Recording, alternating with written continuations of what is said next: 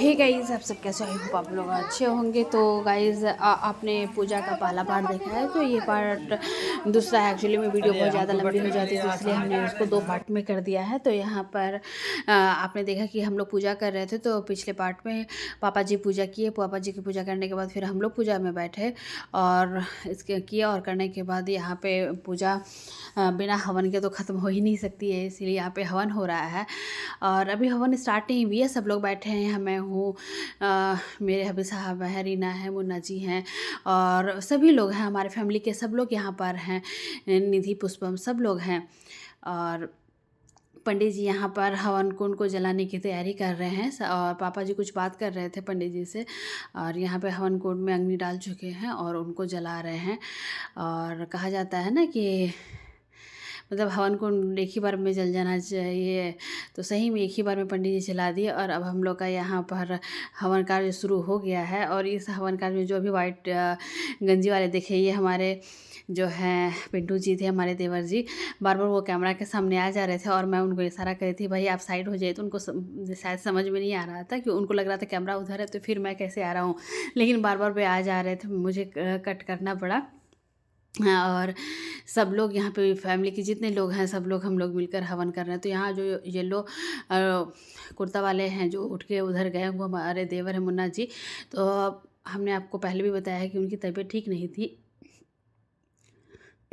और उनको वो हॉस्पिटल से आए हुए हैं, तो अभी उनको ज़्यादा शोर शराबा, ज़्यादा इस तरह का भीड़ भाड़ बिल्कुल पसंद नहीं आता। तो इसलिए वो 5 बार हवन करने के बाद वहाँ से उठ गए और बाहर चले गए जहाँ पे भीड़ भाड़ ना हो। और यहाँ पे पापा जी भी हवन कुंड में ये दे रहे हैं।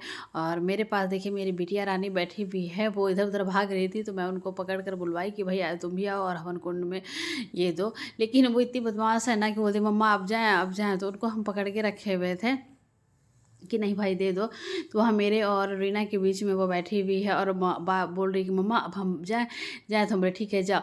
तो वो फिर वहाँ भाग गई। भला बच्चा को ये समय मन लगे, वो तो सोच रही है कि कितना जल्दी हम लोग फ्री हो जाए और खेलें। तो क्योंकि सभी बच्चा मिला हुआ है, तो सब लोग खेल कूद में इधर उधर कर रहा है, खेल कूद कर रहा है।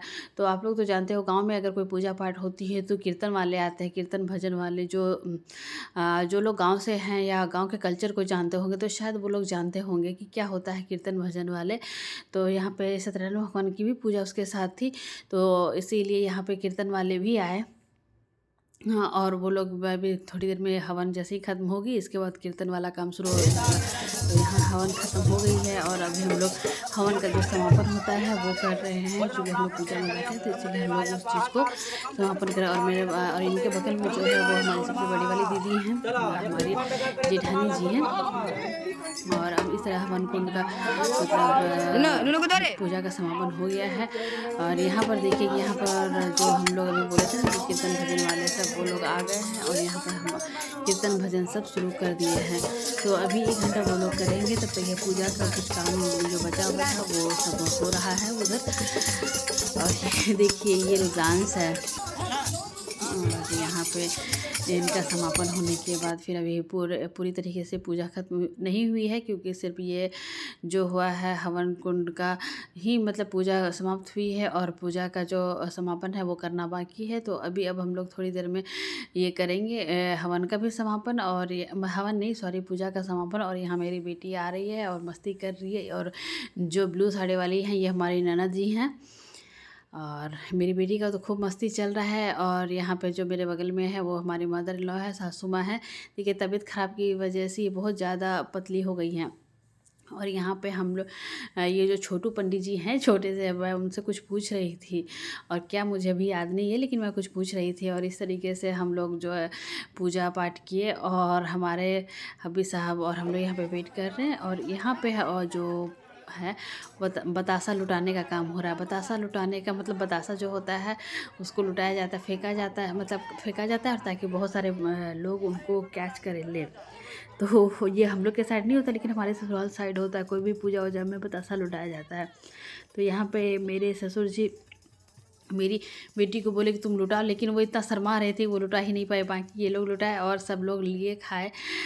और बहुत मतलब एक तरह का इन्जॉयमेंट होता है, बहुत मज़ा आता है इस तरह का अगर बतासा वगैरह जो लुटाया जाता है, अच्छा लगता है। सभी बच्चे यहाँ पे मस्ती कर रहे हैं। ये पिंटू जी की बेटी है, इनको बहुत ज़्यादा मतलब गर्मी जैसा लगने लगा, इसीलिए अभी इनका ड्रेस खोल दिया गया है और यहाँ पर पूजा हो रहा है।